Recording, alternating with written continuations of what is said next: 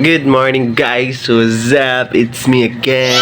Today is the day that the Lord has made, and it's morning, and it's 8:56 in the morning. We just woke up. Maaga na sa labas, and nandun si Sir Jickney, natutulog pa siya. Mag-prepare tayo ng ating mga kainin ngayong umaga kasi tayo ay gutom na. Gutom na tayo, guys. Alam nyo, so dapat kasi pag makakain kayo mga alas 7, pero kami nakakain kami mga kuwana alas 8, alas 10, sugad. Ito yung kanin namin kagabi. Natin tong itapon kasi maraming nagugutom ngayong panahon. Hindi tayo magsayang ng pagkain. Ultimo mumho. Ang ganda na umumho. Tayong magsayang ng pagkain ngayong panahon kasi crisis ngayon ang mundo. Mahal ang mga pagkain, mahal ang bigas, mahal ang ulam, mahal lahat. Ikaw lang hindi mahal. Ikaw lang hindi mahal. Natin kadiro, guys, kasi may luluto tayo ng kanin and walang tubig. Walang tubig dito, guys. Pag maaga, wala talagang tubig. Dito tayo kukuha sa CR ng tubig. Actually, malinis naman to dito.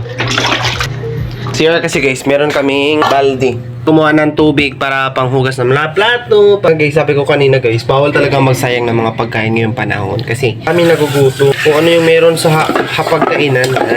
Pagkainan. But hindi kayo magre-reklamo. Patingin lang, di ba? Pag nagsasaing tayo, huwag nyo sabunan yung kaldero sa loob.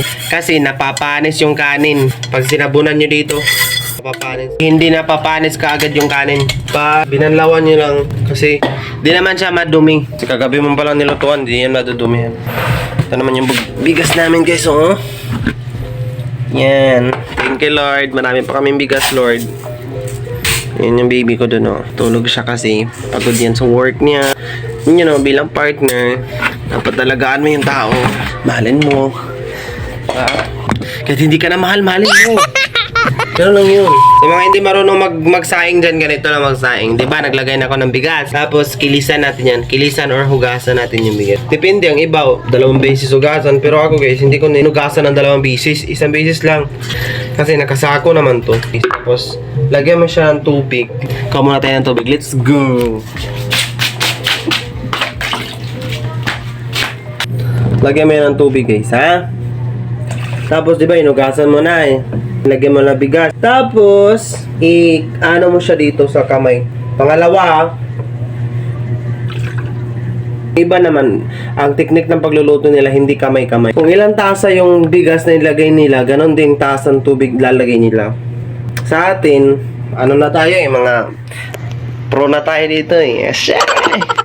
Pero lang kamay-kamay, balagay natin dito. Yan. Sasain na tayo, guys, kasi anong oras na din, tapos gutom na tayo.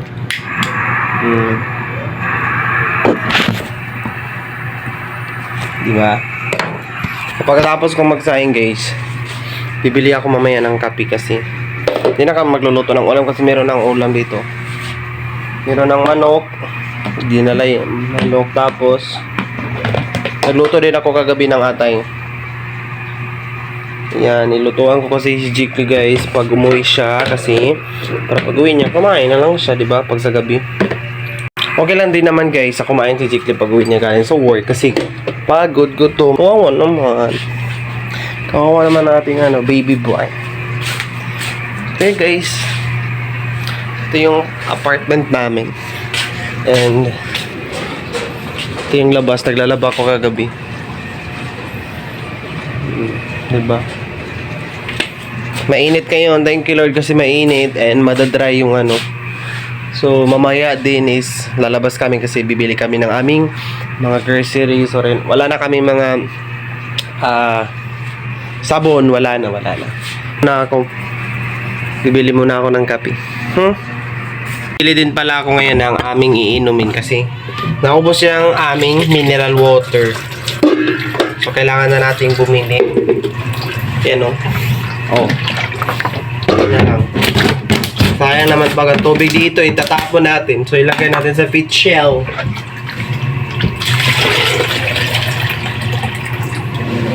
Lagay natin sa pit shell. Kasi bibili ako sa labas ng coffee at saka tubig. Ako lang mag-aalsa nito, guys. Mamaya. Ayun guys, babili lang ako ng tubig namin. Bibili lang ako ng aming inumin kasi wala kaming tubig.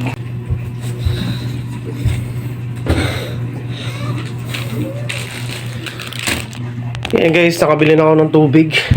Sobrang bigat. Bili na ako ng tubig guys. Nakabili na din ako ng coffee. May binili kong coffee. Yan! Greatest na may cream. Oh! Ito yung tubig guys. So, sobrang bigat ang to.